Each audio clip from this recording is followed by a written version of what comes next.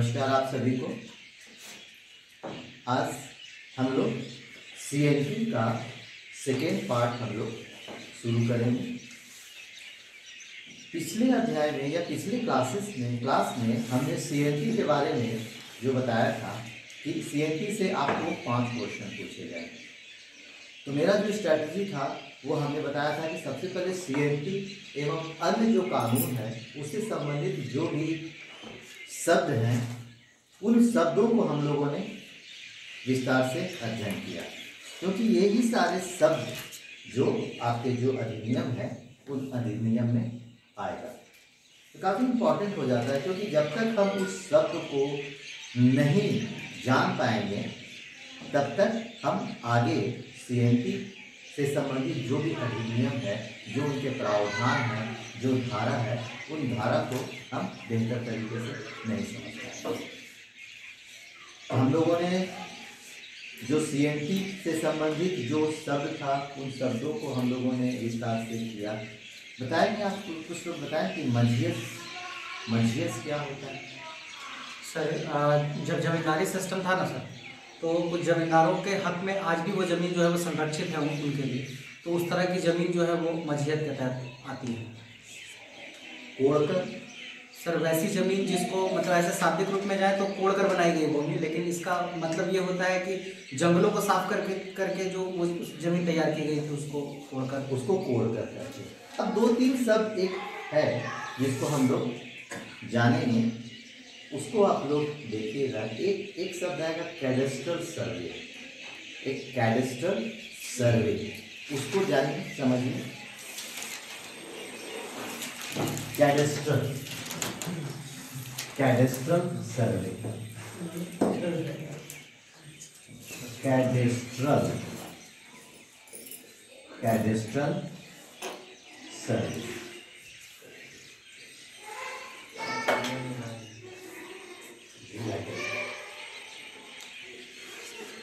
Cadastral सर्वे आया कब? तो कैडेस्ट्रल सर्वे 1902 में हुआ। ये जो सर्वे हुआ वो 1902 में हुआ। बेसिकली ये जो 1902 में हुआ ये सर्वे, आखिर कैडेस्ट्रल सर्वे क्या होता है? तो बेसिकली जो कैडेस्ट्रल सर्वे जो होता है वो जमीन के रिकॉर्ड का निर्माण। इस सर्वे में क्या किया जाता है? जमीन के रिकॉर्ड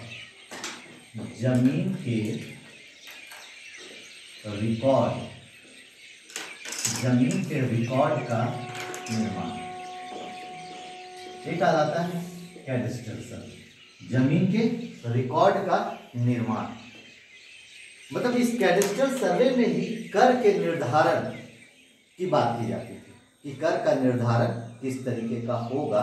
ठीक है, ये कर का निर्धारण करता है कैडेस्ट्रल सर्वे, कर का निर्धारण। ये आप जानेंगे। एक कैडेस्ट्रल सर्वे 1902 में हुआ, तो जमीन के रिकॉर्ड का निर्माण और कर का निर्धारण। बेसिकली हम लोग देखेंगे कि उसके बाद ये जो कैडेस्ट्रल सर्वे था, इसी सर्वे के आलोक में जमीन के रिकॉर्ड का निर्माण की बात की जाती है और करों के निर्धारण होता है। तो ये एक कैडेस्ट्रल सर्वे जो था ना, वो एक आपका प्रारूप बनाने का काम करेगा। सीएनटी का एक प्रारूप बनाने का ये सर्वे काम करेगा। ठीक है, उसके बाद एक आएगा revisional survey. Cadastral survey and revisional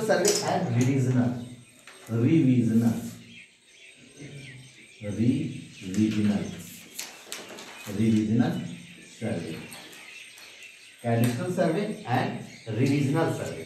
तो रिविजनल सर्वे 1927 में ये सर्वे हुआ। तो ये रिविजनल सर्वे क्या है? तो इसमें बेसिकली क्या था कि प्लॉट होता है और जमींदारों को दी जाने वाली करों का विवरण होता है। रिविजनल सर्वे में प्लॉट एवं जमींदारों को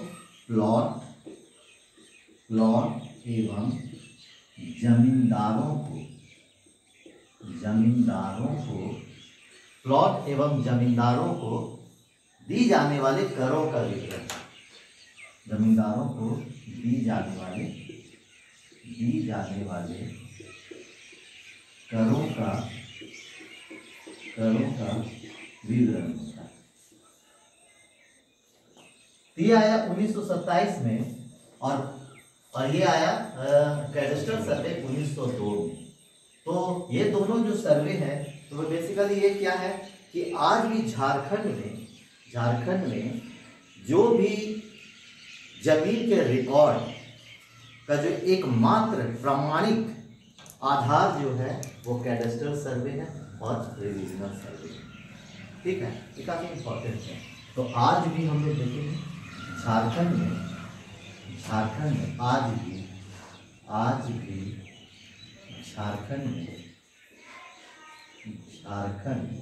में जमीन के रिकॉर्ड का प्रमाण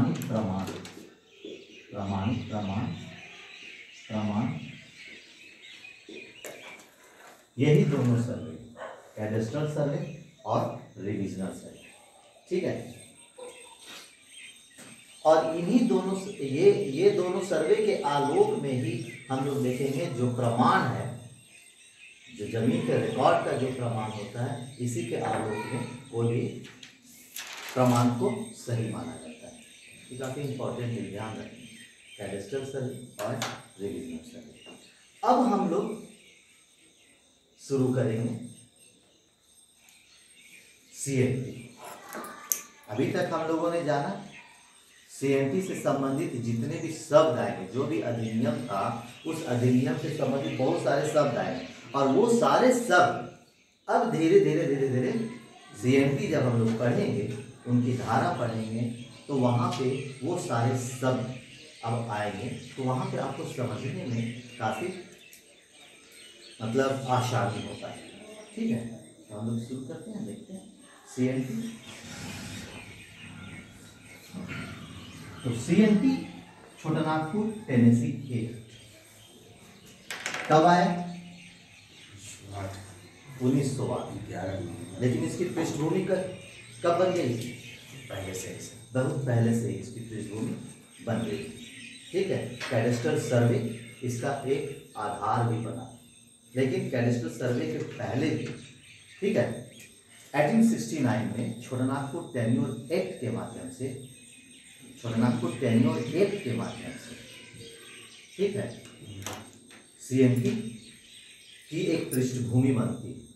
बाद में क्या होता है कि भारतीय परिषद कानून आता है, वो 1892, और उस भारतीय परिषद कानून 1892 में आया। उसी में क्या हुआ, इसकी जो धारा 5 है, 5 के अधीन गवर्नर जनरल को की अनुमति से यह कानून जो था वो अधिनियमित किया गया। बहुत इंपॉर्टेंट, ठीक है।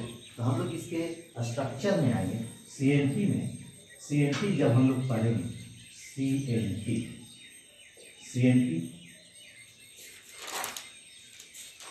तभी सीएनटी को हम लोग देखेंगे, इसके स्ट्रक्चर फॉर्म में देखेंगे। कब आया? 1908 में आया। अभी सीएनटी को जब हमें देखना है, समझना है, तो सबसे पहले हम लोग देखेंगे इसके भूमिका को देखेंगे। भूमिका पे बात करेंगे। सीएनटी की भूमिका पे बात करेंगे या इंट्रोडक्शन पे बात करेंगे। दूसरा, इसके विकास क्रम पे बात करेंगे, इसका विकास कैसे कैसे हुआ, इस पे बात करेंगे, इसके विकास पे बात करेंगे। उसके बाद हम लोग धारा पे बात करेंगे, धारा पे बात करेंगे, धारा एवं इसकी विशेषता पे बात करेंगे, इसकी विशेषता पे बात करेंगे, धारा एवं इसकी विशेषता पे बात करेंगे। इन्हीं एस्पेक्ट पे हम लोग पूरे सीएनटी को समझेंगे।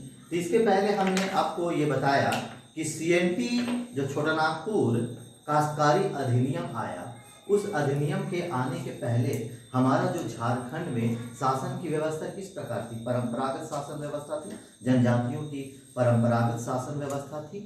उस परंपरागत शासन व्यवस्था में हमने क्या देखा कि मुंडा मानकी उस शासन व्यवस्था का एक आधार स्तंभ था। आधार स्तंभ था ना। इसके साथ ही साथ कई परहा पंचायत शासन व्यवस्था था, ढोकलो सोहो शासन व्यवस्था था। तो बहुत सारे शासन व्यवस्था यहाँ पे थी। उन लोगों की परंपरागत शासन व्यवस्था थी। अब उन लोगों की जो परंपरागत शासन व्यवस्था पे जब प्रहार किया जाता है ब्रिटिश उपनिवेश के द्वारा, तो उनमें असंतोष की भावना बढ़ती है और उसी असंतोष के परिणाम के रूप में बिरसा मुंडा विद्रोह हुआ, संथाल विद्रोह हुआ, कोल विद्रोह हुआ। अब इस कोल विद्रोह को दबा तो दिया गया, लेकिन अंग्रेजों में एक डर उत्पन्न हुआ और अंग्रेज अब इनके विकास के लिए भी कुछ काम करने की बात करने लगे और इसी के रूप में छोटानागपुर टेनेसी एक 1908 में आता है। यहाँ तक हम लोगों ने देखा, ठीक है। तो इसी को हम लोग देखेंगे, इसके इंट्रोडक्शन पार्ट में हम लोग देखते हैं। इंट्रोडक्शन में हम लोग देखेंगे प्राचीन समय में, यहाँ से हम लोग देखिए प्राचीन समय में गांव का प्रशासन किनके हाथों में था? प्राचीन समय में गांव का प्रशासन जनजातीय समुदाय के साथ। जनजातीय समुदाय, प्राचीन समय में गांव का प्रशासन जनजातीय समुदाय के हाथों में। ये जो जनजातीय समुदाय थे, ठीक है, यहाँ पे इन जनजातीय समुदाय में कौन सी शासन व्यवस्था थी? जनजातीय समुदाय में बेसिकली मुंडा शासन व्यवस्था प्रचलित थी। जनजातीय समुदाय में मुंडा शासन व्यवस्था थी। मुंडा शासन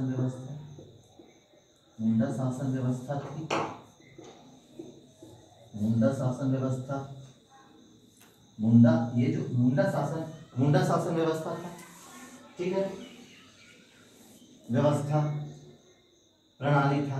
मुंडा शासन व्यवस्था प्रणाली था। ये हम लोगों ने देखा, जाना। मुंडा शासन व्यवस्था प्रणाली, परहा पंचायत शासन व्यवस्था प्रणाली था, ठीक है। ये बेसिकली ये जो शासन व्यवस्था प्रणाली थी, गांव का प्राचीन समय में जो गांव का प्रशासन था वो जनजातीय समुदाय के हाथों में थी। बेसिकली जनजातीय समुदाय में मुंडा शासन व्यवस्था प्रणाली थी, ठीक है। भूमि जो था, हम लोग भूमि को देखेंगे। भूमि की क्या स्थिति थी? भूमि का जो अधिकार जो था, जो स्वामित्व, भूमि का जो स्वामित्व कैसा था, किस तरीके से था? भूमि का जो स्वामित्व था वो सामुदायिक था। भूमि का जो स्वामित्व था वो सामुदायिक था ना। भूमि सामुदायिक थी, निजी स्वामित्व की अवधारणा नहीं थी। भूमि में क्या था? स्वामित्व था। भूमि का जो स्वामित्व था वो सामुदायिक था। निजी स्वामित्व की भावना भूमि की नहीं थी। निजी मिल्कियत नहीं था। निजी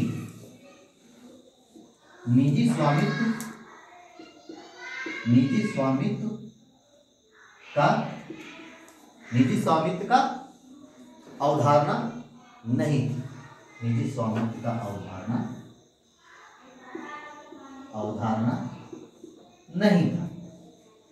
भूमि का जो स्वामित्व था वो सामुदायिक था और निजी स्वामित्व का अवधारणा नहीं था। इसके अलावे भूमि जो थी, इसका जो उद्देश्य था वो अलग था।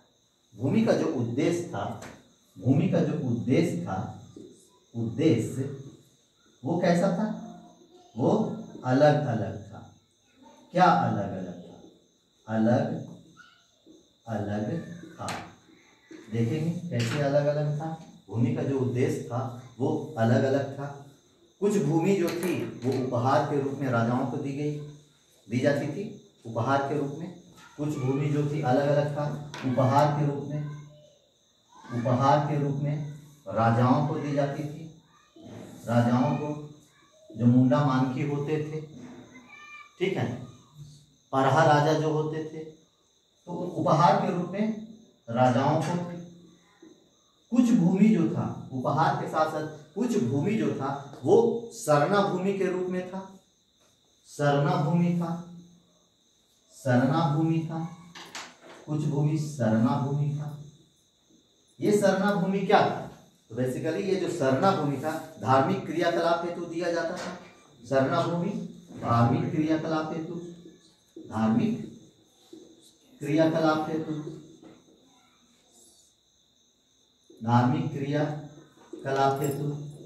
कुछ भूमि जो थी वो अखरा भूमि थी। अखरा भूमि थी। ये अखरा भूमि किस लिए थी? तो सामुदायिक नृत्य एवं महोत्सव। सामुदायिक नृत्य एवं महोत्सव हेतु भूमि दिया गया था। सामुदायिक नृत्य एवं महोत्सव हेतु। अन्य भूमि जो अन्य भूमि थी वो खेती हेतु। अन्य भूमि फसल लगाने हेतु। अन्य भूमि फसल लगाने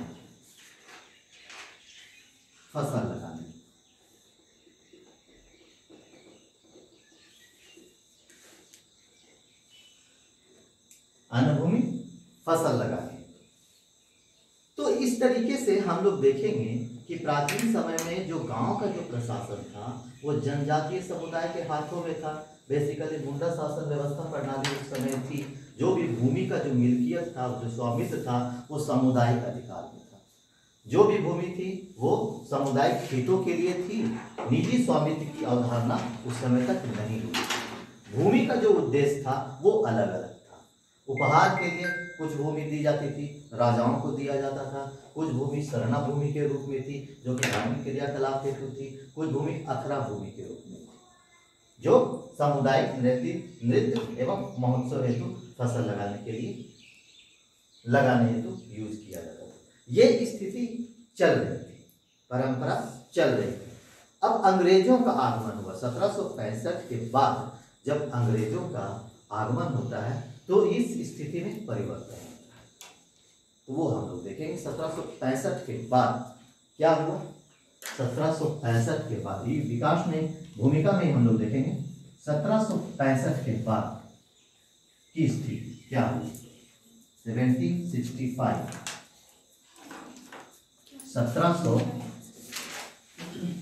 1765 के बाद देखिए 1765 के बाद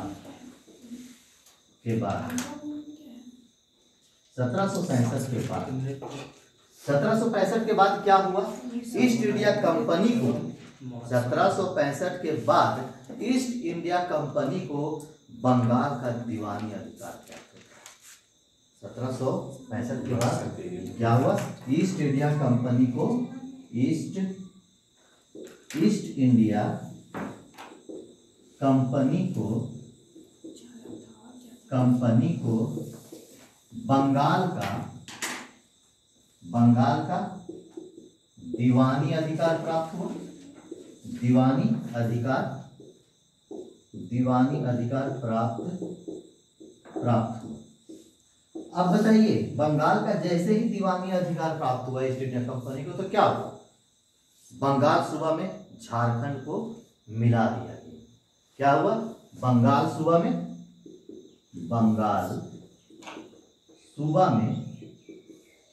झारखंड को मिला दिया गया। बंगाल सूबा में झारखंड को मिला दिया गया। यहां तक कंसेप्ट क्लियर? मिला दिया गया। ईस्ट इंडिया कंपनी को बंगाल का बंगाल का दीवानी अधिकार प्राप्त होता है 1765 के बाद, और बंगाल सूबा में झारखंड को मिला दिया गया। ठीक है। इसी बीच हमने क्या देखा? हमने देखा कि लगान की दर को ज्यादा से ज्यादा बढ़ाया गया, और साथ ही साथ कर्नवालिस ने अस्थायी बंदोबस्त की व्यवस्था की शुरुआत की। तो इसके बाद देखिए कर्नवालिस द्वारा, इसके बाद क्या हुआ? कर्नवालिस द्वारा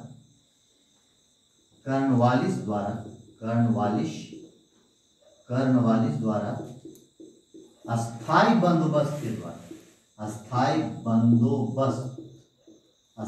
बंदोबस्त के माध्यम से जमींदारी प्रथा की शुरुआत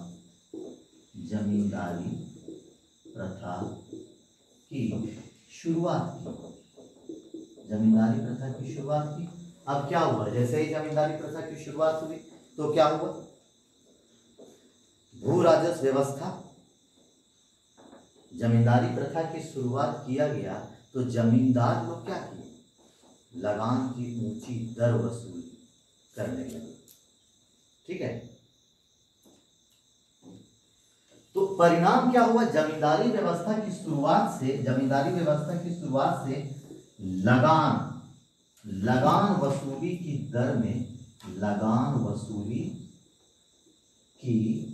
दर में वृद्धि हुई। यहां तक हम लोग देखें, लगान वसूली की दर में वृद्धि हो गई।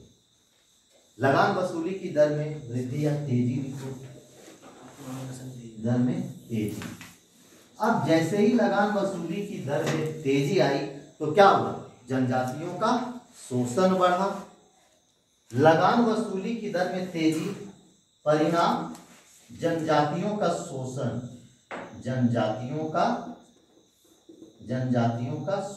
बढ़ा। जनजातियों के शोषण बढ़ने से क्या होगा? इसका क्या परिणाम हुआ? इनमें असंतोष उत्पन्न हुआ। जनजातियों का शोषण बढ़ा, जिसके परिणाम क्या हुआ?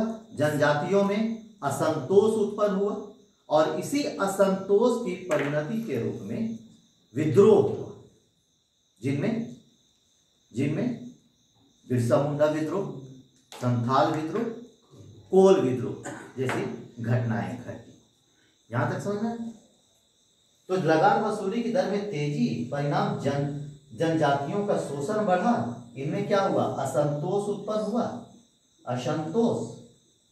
असंतोष से क्या हुआ? असंतोष से विद्रोह उत्पन्न हुआ। असंतोष के कारण विद्रोह हुआ। ठीक है। कौन कौन से विद्रोह हुए? बिरसा, संथाल और कोल विद्रोह हुआ। अब जैसे ही ये विद्रोह हुआ तो विद्रोह को तो दबा दिया गया। तो अंग्रेज जो हैं अब क्या करते? अंग्रेज क्या किए? तो ये जो विद्रोह हुआ, विद्रोह के कारण तो देखिए अंग्रेज क्या किए? तो अंग्रेज जो हैं वो क्या करते हैं? तो अंग्रेज जनजातियों के हितों और उनकी भूमि के संरक्षण के लिए, अंग्रेज जनजातियों के हितों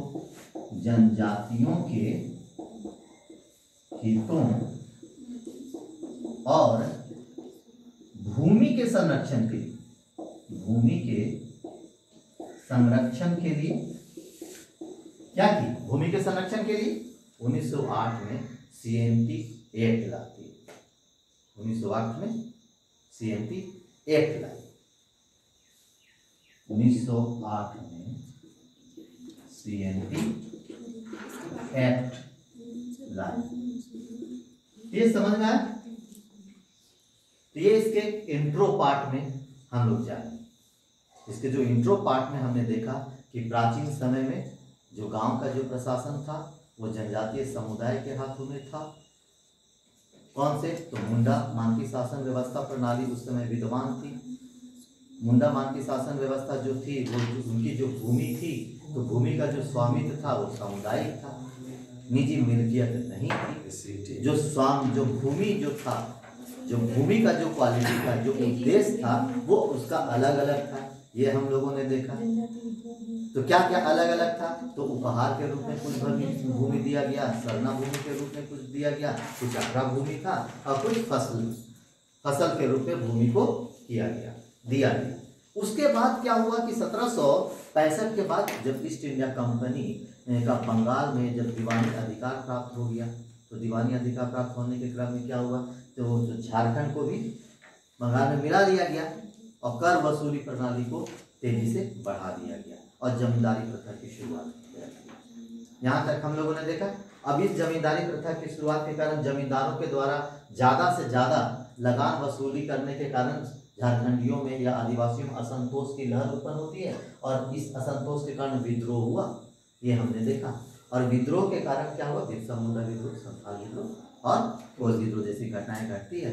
और इसको तो दबा दिया गया, लेकिन बाद में अंग्रेज क्या करते हैं कि जनजाति के हितों और उनकी रक्षा के लिए 1908 में सीएनटी कानून, ये इसकी भूमिका है। अब इसके विकास क्रम को समझें, इस तरीके से इसका विकास हुआ।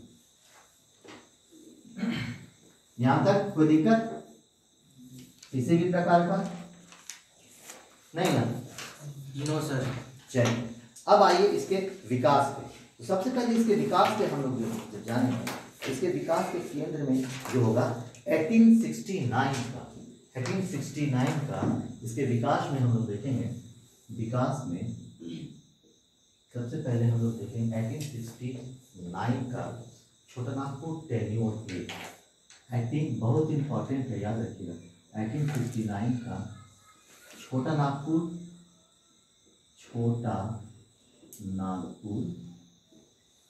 टेन्योर एक्ट 1869 मतलब इसके जो विकास की जो पृष्ठभूमि शुरू होती है वो छोटानागपुर टेन्योर एक्ट से जुड़ा हुआ है। छोटानागपुर टेन्योर एक्ट में क्या बातें हैं, वो क्या क्या कहता है? ये छोटानागपुर टेन्योर एक्ट जो है वो सभी प्रकार के भूमि, जो जितने भी प्रकार के भूमि है, सभी प्रकार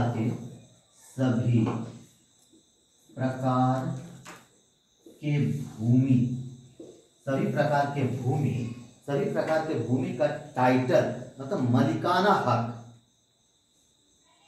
सभी प्रकार के भूमि का मलिकाना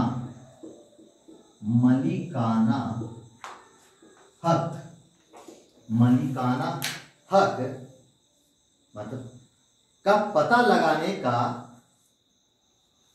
और इसे सुनिश्चित करने हेतु एक कमिश्नर की नियुक्ति की जाती है। 1869 का जो छोटानागपुर टेन्योर एक्ट है, इसमें क्या किया गया कि सभी प्रकार के भूमि का मलिकाना हक का पता लगाने, सभी प्रकार के भूमि का मलिकाना हक का पता लगाने और इसे सुनिश्चित करने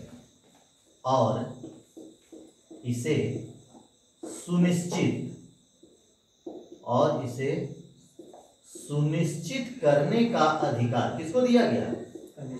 करने का अधिकार कमिश्नर को दिया गया। इसके विकास में ये एक बहुत बड़ी भूमिका निभाती है। 1869 का छोटानागपुर टेन्योर एक्ट, पहला ये हुआ। दूसरा में हम लोग देखेंगे, दूसरा जो होता है भारतीय परिषद का, दूसरा होगा भारतीय परिषद कानून।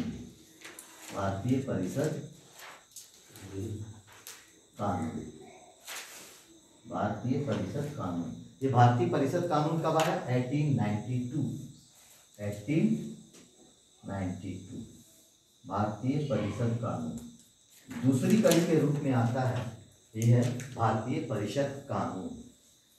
तो इसकी एक धारा है, भारतीय परिषद कानून की धारा भारतीय परिषद कानून की धारा 5 के अधीन, धारा 5 के अधीन भारतीय परिषद कानून 1892 के धारा 5 के अधीन गवर्नर जनरल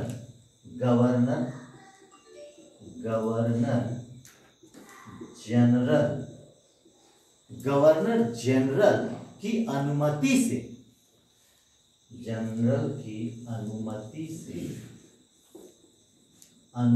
से, जो गवर्नर जनरल है उसकी अनुमति से यह कानून अधिनियमित हुआ। यह कानून कौन कानून?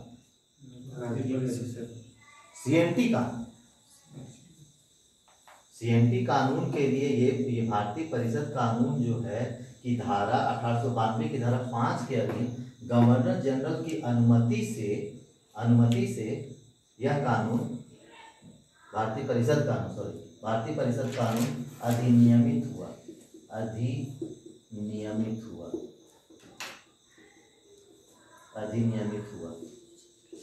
ठीक है, ये भारतीय परिषद कानून भी एक बहुत बड़ी भूमिका निभाती है। ठीक है, इन दोनों, ये जो दोनों कानून है, इस दोनों जो कानून है वो एक प्रारूप 1903 में सीएनटी के लिए एक प्रारूप निर्माण करने का एक आधार बना। ये जो कानून है, दो कानून है, दो कानून, ठीक है, ये जो दो कानून है, तो सीएनटी के प्रारूप, ये प्रारूप जो बना था ना, सीएनटी का जो प्रारूप बना था 1903, ठीक है, तो सीएनटी के प्रारूप के निर्माण में, सीएनटी के प्रारूप जो 1903 में सीएनटी का प्रारूप बनाया गया, तो ये दो कानून जो है वो सीएनटी के प्रारूप के निर्माण में सीएनटी के प्रारूप के निर्माण में महत्वपूर्ण भूमिका निभाई।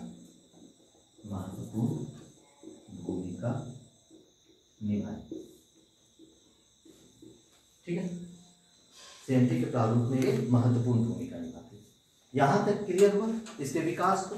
तो विकास में हमने क्या देखा, 1869 का छोड़ना को टेन्यूर रहता है, इसके विकास क्रम में एक महत्वपूर्ण भूमिका निभाता है। ये क्या करता है, तो सभी प्रकार के भूमि का मालिकाना हक का पता लगाने और इसे सुनिश्चित करने का अधिकार कमिश्नर को दे दिया जाता है।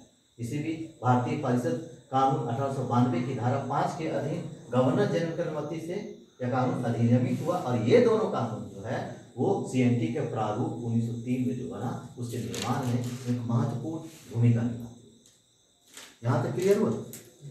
अब जैसे ही ये 1903 के निर्माण सीएनटी के प्रारूप 1903 में एक प्रारूप बना, तो इसका जो ब्लूप्रिंट तैयार किया गया, कौन तैयार किया, इसका जो ब्लूप्रिंट जो तैयार करते हैं वो थे जॉन हॉफमैन जो है वो इसके ब्लूप्रिंट को तैयार करते हैं।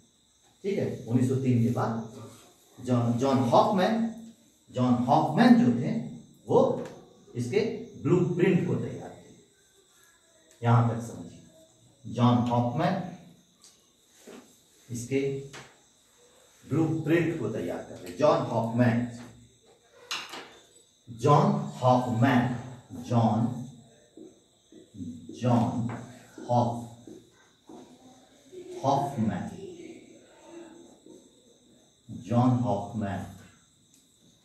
क्या किए, इस कानून का ब्लूप्रिंट तैयार किया।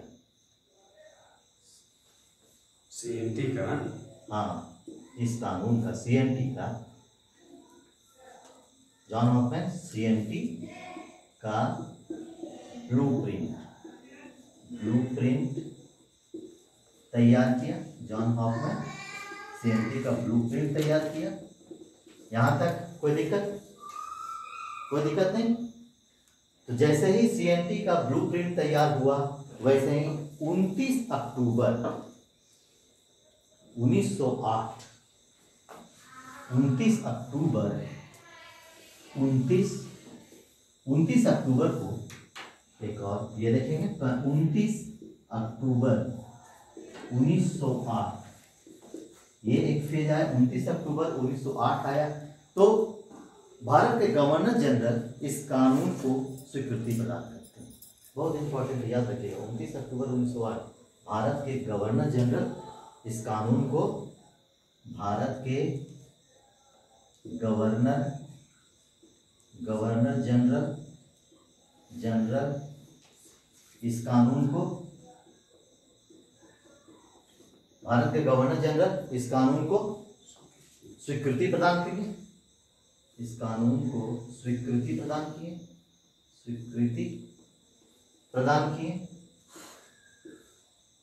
किए।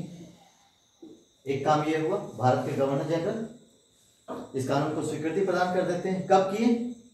29 अक्टूबर 1908 और 11 नवंबर, इसको याद रखिएगा। 29 अक्टूबर 1908 को याद रखिएगा। गवर्नर जनरल को इस कानून को स्वीकृति 29 अक्टूबर 1908 को मिला और उसके बाद 11 नवंबर 1908 को यह कानून लागू हुआ। 11 नवंबर 1908 को, 11 नवंबर 1908 को क्या हुआ? यह कानून लागू हुआ। ठीक है, यह कानून लागू हुआ। यहां तक क्लियर हुआ? स्टॉप करना।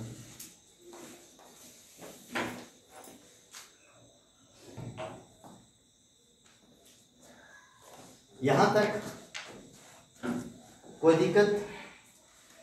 मतलब 11 नवंबर 1908 को क्या हुआ कि यह कानून लागू हो गया। ठीक है, तो ये इसके विकास को हम लोगों ने देखा। अब इसके विकास के बाद हम लोग देखेंगे इसकी धारा और इसकी क्या विशेषता है। धारा और इसकी विशेषता पर हम लोग बात करेंगे। इसकी धारा क्या है, इसकी क्या विशेषता है, वो हम लोग देखते हैं। तो धारा CNT एक्ट में कितनी धारा है, क्या हमने बताया था? धारा 264। CNT एक्ट में 264 धारा कितना है? 271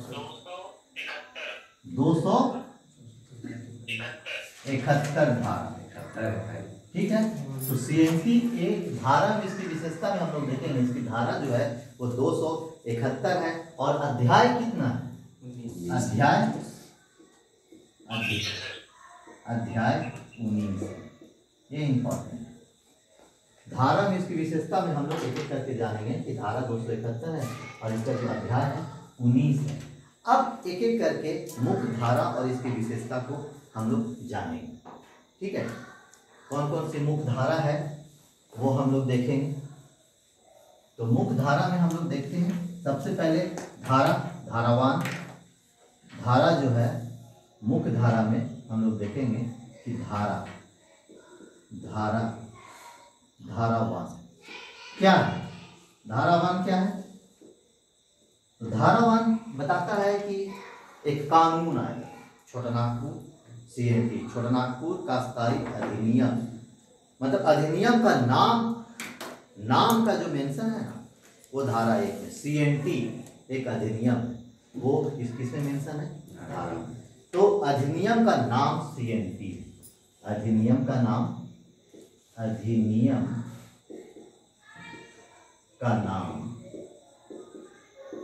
CNT। धारा 1 में क्या बताया गया है कि CNT एक धारा है। ठीक है, तो यह जो अधिनियम है ये इसमें मेंशन किया गया, धारा 1 में जो मेंशन किया गया है, जो CNT कानून है वो संपूर्ण झारखंड में लागू, छोटानागपुर के क्षेत्र में लागू है। नगरपालिका, फौजी छावनी, ठीक है, यह जो कानून है, यह जो CNT है वो कहाँ कहाँ? नगर पालिका, नगर पालिका, नगर पालिका, नगर पालिका, ठीक है। फौजी छावनी, फौजी छावनी, नगर पालिका, नगर पालिका, फौजी छावनी सहित संपूर्ण झारखंड, उत्तरी एवं दक्षिणी छोटानागपुर सहित, तो संपूर्ण छोटानागपुर, सॉरी संपूर्ण, संपूर्ण छोटानागपुर, संपूर्ण छोटानागपुर, संपूर्ण छोटानागपुर पलामू एवं कोल्हन प्रमंडल में 11 नवंबर 1908 से लागू है। ये मेंशन है धारा 1 में। क्या मेंशन है कि अधिनियम का नाम सीएनटी है। सीएनटी के अंतर्गत नगर पालिका, फौजी छावनी, संपूर्ण छोटानागपुर, पलामू, पलामू, पलामू और कहाँ? कोल्हन, कोल्हन, पलामू और कोल्हन प्रमंडल में, कोल्हन प्रमंडल में, कोल्हन प्रमंडल, प्रमंडल में 11 नवंबर 1908 से क्या है? लागू है। ये धारा 1 में बताया गया है, ठीक है। धारा 1 में मेंशन। धारा 3, धारा 3 जो है 2 इंपॉर्टेंट नहीं है, ठीक है। जितना इंपॉर्टेंट है हमने आपको बताया था कि 24 धारा जो काफी इंपॉर्टेंट है, जिसको आपको समझना है। तो एक बार फिर से आप बताएंगे कि 24 धारा जो हमने बताया था कि धारा जिसमें 271 धारा है, इस 271 धारा में जरा एक बार फिर से बता दीजिएगा कि 271 धारा में जो सब इंपॉर्टेंट धारा कौन कौन है? एक 2 छोड़ के 3 4 5 6 7 1 3 4 5 6 4 5 6 7 7 8 16 16 से 21 तक 16 से 21 16 17 18 17 18 19 20 21 है 19 है 21 ए 21 22 22 37 37 38 37 38 41 41 43 44 43 44 46 46 49 49 71 71 का बी 71 और 71 बी 264 264। इतना पे हम लोग बात करेंगे, इतना पे हम लोग बात करेंगे। और आपका जो भी जेपीएससी का जो भी क्वेश्चन आएगा इसी से आएगा, ठीक है। तो हम लोग इतना को एक एक करके देखेंगे। तो धारा 1 में हमने क्या देखा कि अधिनियम का नाम सीएनटी है। सीएनटी के अंतर्गत नगर पालिका, फौजी छावनी, संपूर्ण छोटानागपुर, पलामू, कोल्हन प्रमंडल में ये जो कानून है वो 11 नवंबर 1908 से लागू है, ठीक है। उसके बाद हम लोग जो देखेंगे धारा 2 धारा 3। तो धारा 3 जो है उस शब्दावली की बात करता है। धारा 3 जो है वो क्या बात करता है कि धारा 3 शब्द को परिभाषित किया है। धारा 3 ये क्या किया है? शब्द को परिभाषित किया गया। धारा 3 शब्द को परिभाषित, शब्द को परिभाषित किया। कैसा शब्द? कौन सा शब्द? क्या शब्द है? धारा 3 जो है वो शब्द को परिभाषित किया गया। कौन से शब्द? अब आएगा जो हमने पहले बताया था। जैसे शब्द में आएगा काश्तकार, शब्द को परिभाषित किया गया है। ये जो शब्द कौन कौन होंगे? तो वो शब्द होगा काश्तकार, ऑलरेडी पहले हम बता चुके हैं। काश्तकार, कोड़कर, काश्तकार, काश्तकार को बताया गया कि काश्तकार है कौन, कोड़कर है कौन, tenure holder, tenure holder, tenure holder, काश्तकार, कोड़कर, टेन्योर होल्डर और माल गुजारी।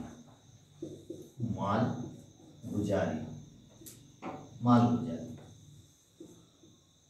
इन शब्द को परिभाषित किया गया। काश्तकार कौन हो गया बताइए?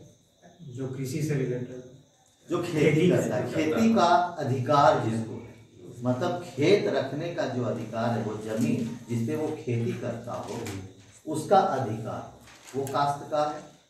यही हमने जाना। वैसा व्यक्ति जो अन्य व्यक्ति का अधीन भूमि रखता हो, ये काश्तकार हो गया।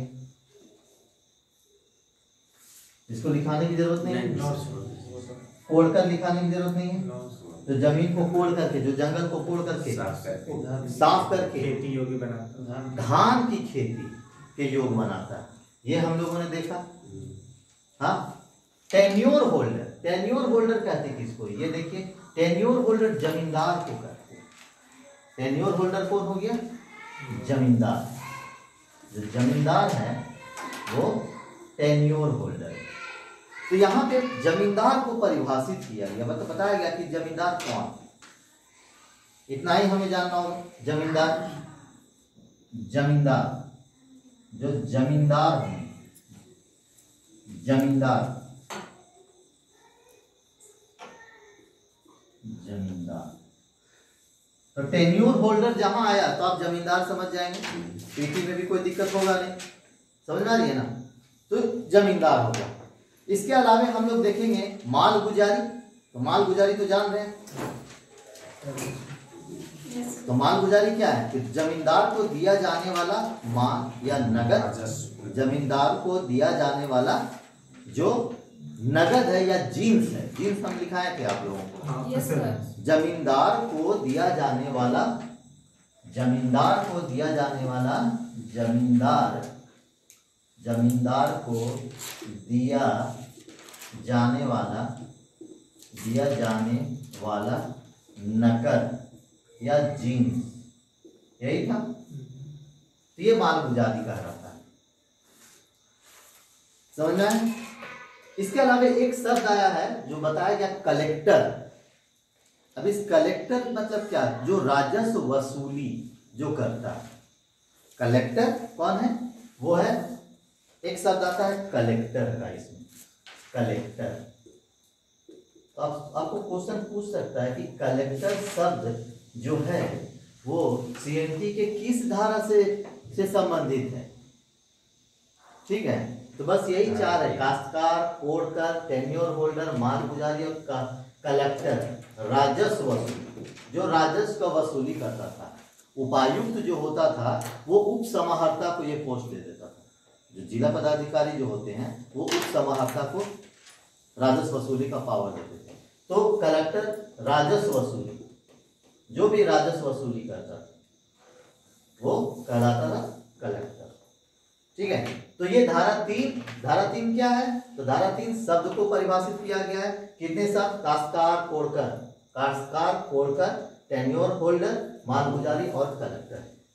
ठीक है, 3 का लिख सकते हैं, काश्तकार, कोड़कर, कलेक्टर, 3 का, उसके बाद टेन्योर होल्डर, उसके बाद माल गुजारी।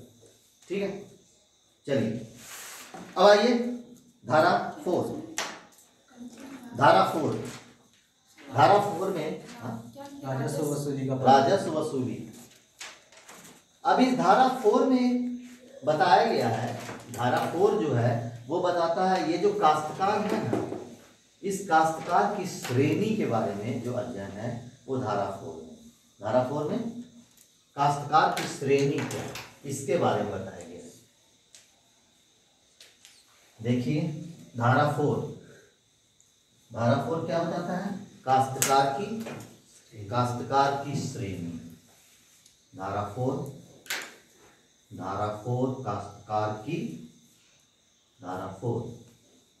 काश्तकार की श्रेणी।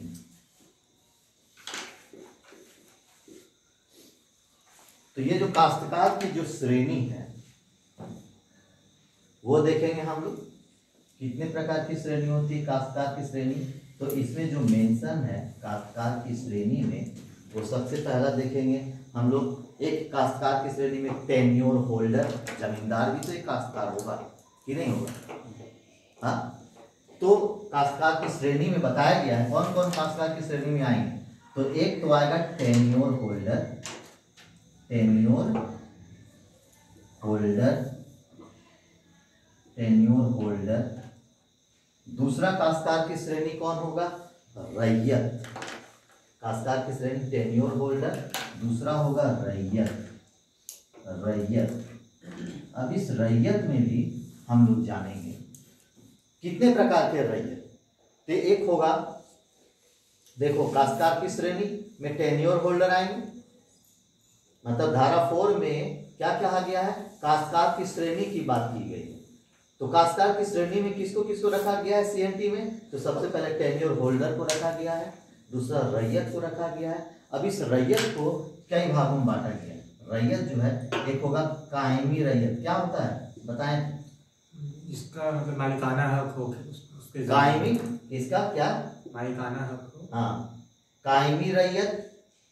दूसरा हम लोग देखें गैर कायमी रैयत, जो सिकमी बोलते हैं। गैर कायमी रैयत, गैर कायमी रैयत, रैयत।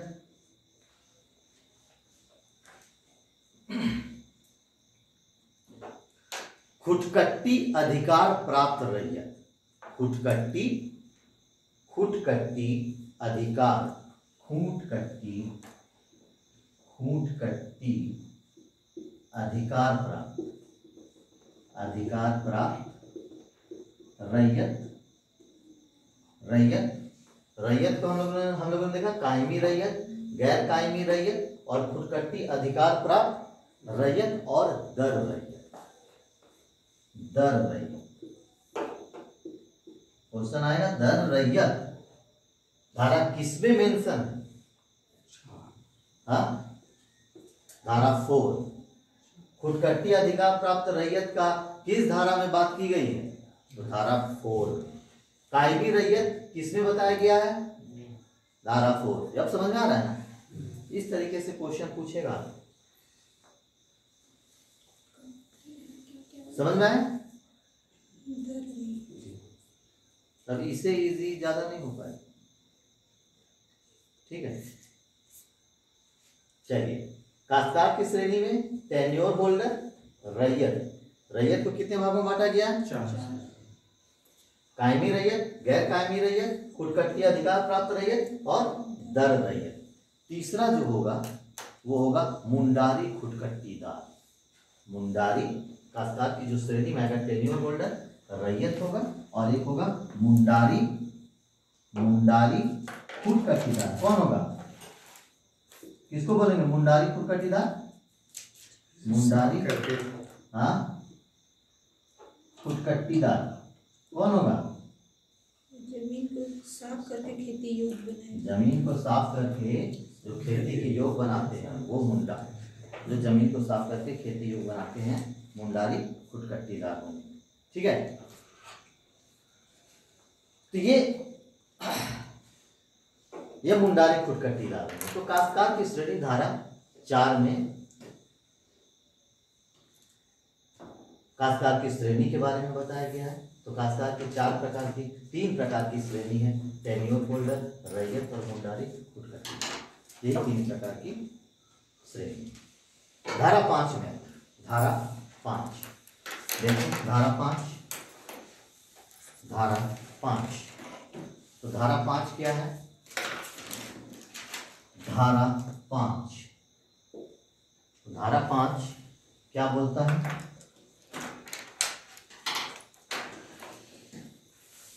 धारा 5 बताता है कि हम लोग, धारा 5 जो बताता है कि टेन्योर होल्डर, टेन्योर होल्डर का अर्थ क्या है ये बताता है। काश्तकार को बता दी, उसके बाद हम लोग क्या देखें? उसके बाद हम लोग देखें ना, काश्तकार की श्रेणी सबसे पहले आ गया टेन्योर होल्डर, हमने देखा उसी से एक दूसरे से जुड़ा हुआ है। ठीक है, एक बार पढ़ोगे तो फिर इजी लगने लगेगा। तो टेन्योर होल्डर, धारा 5 क्या बताता है? टेन्योर होल्डर, टेन्योर, धारा 5, धारा 5 देखो, धारा 5 क्या बताता है? Tenure holder. कौन है टेन्योर होल्डर? जमींदार।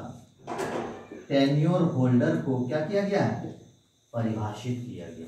टेन्योर होल्डर अर्थात जमींदार का अर्थ का उल्लेख है। जमींदार के अर्थ का उल्लेख, जमींदार के अर्थ का उल्लेख। टेन्योर होल्डर में जमींदार के अर्थ का उल्लेख है। तो इससे एक शब्द है जमींदार के बारे में जो बताया गया है कि ये जो जमींदार है ना, वो है कौन है? जमींदार। तो जमींदार के बारे में बताया गया है कि वैसा व्यक्ति, जमींदार वैसा व्यक्ति, कैसा व्यक्ति? वैसा व्यक्ति जो अपने प्रोप्राइटर से, वैसा व्यक्ति जो अपने प्रोप्राइटर से, वैसा व्यक्ति जो अपने प्रोप्राइटर से लगान वसूलने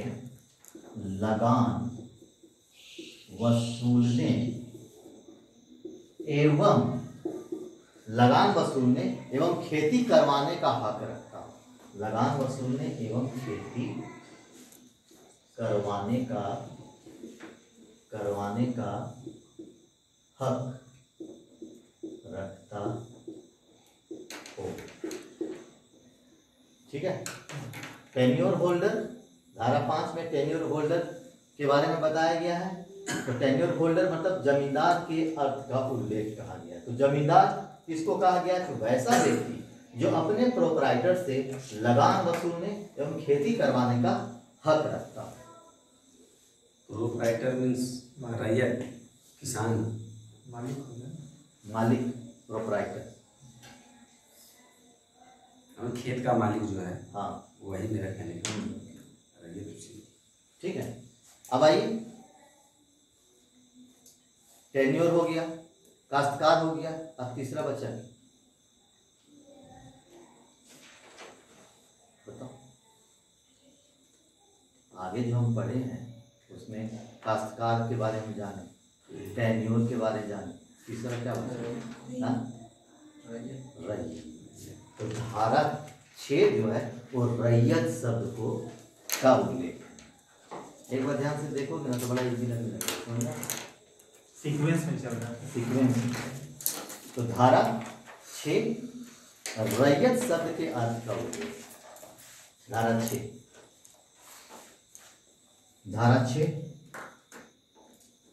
6 क्या बताता है? रैयत। धारा 6 रैयत को परिभाषित किया गया। रैयत शब्द का उल्लेख है। रैयत शब्द का उल्लेख है। ठीक है। धारा 6 में क्या है? रैयत शब्द का उल्लेख है। मतलब रैयत शब्द का उल्लेख के साथ साथ रैयत शब्द के अर्थ का को भी बताया गया है। रैयत शब्द का उल्लेख है और इसका अर्थ बताया गया है कि रैयत होता क्या है, रैयत का अर्थ क्या है, अर्थ को बताया है। तो रैयत का अर्थ में क्या बताया गया है? सीएनटी में जो बताया है वो देखिए, खेती के उद्देश्य से जमीन रखने का, धारण करने का जो हक रखता, यही शब्द लिखा गया है सीएनटी में। मतलब खेती के उद्देश्य से,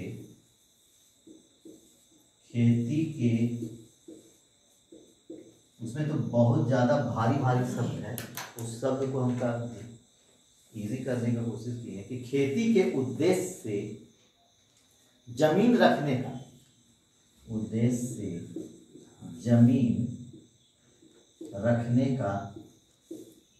खेती के उद्देश्य से जमीन रखने का हक जो रखता,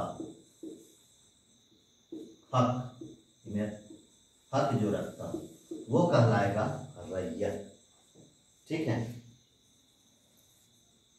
धारा, धारा देखिए, धारा 7, धारा 7, धारा जो 7 है वो क्या है? धारा 7, तो धारा 7 में जो बताया है, खुदकटी हक प्राप्त रैयत, रैयत ही है लेकिन जिसको खुदकटी हक प्राप्त हो। रैयत भी जो है वो कैसा रैयत? जिसको खुदकटी हक प्राप्त हो। खुदकटी हक किसको प्राप्त होगा? खुदकटी हक प्राप्त रैयत कौन होगा? धारा 7, खुदकटी हक प्राप्त रैयत, खुदकटी हक प्राप्त रैयत।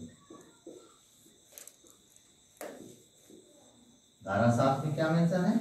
तो खुदकटी हक प्राप्त रैयत, खुदकटी हक प्राप्त रैयत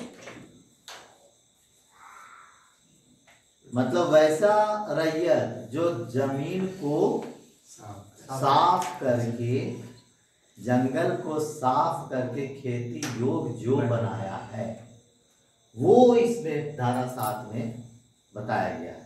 धारा 7 में कि मतलब जो हमारे जंगल को साफ करके जो खेती योग्य बनाए हैं, उनके वैसे लोग, उनका हक, उनके लिए प्रावधान है कि धारा 7 में खुदकटी हक प्राप्त रैयत के बारे में बताया गया है धारा 7 में। ठीक है, समझना है। धारा 8 में हो गया कि मुंडारी। धारा 8 देखो, धारा 8,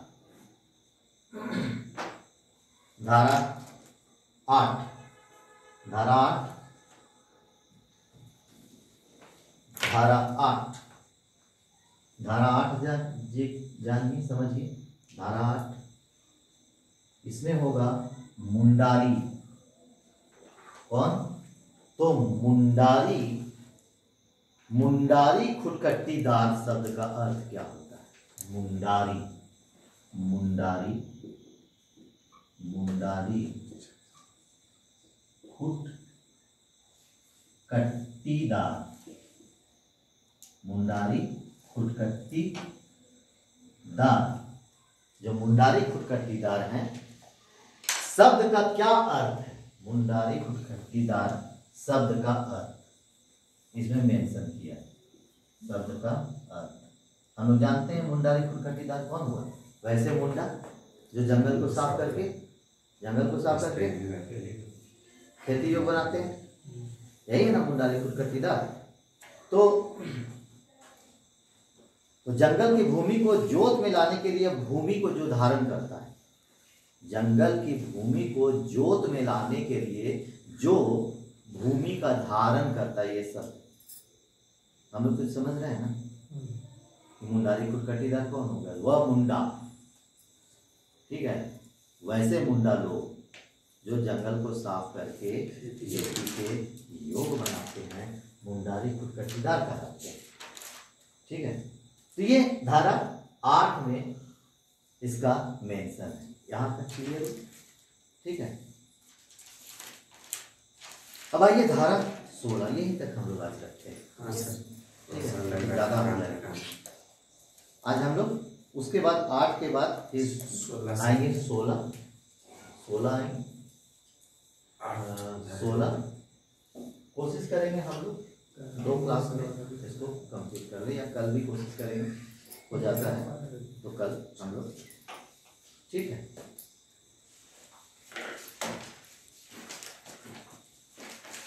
छोटे निकाल के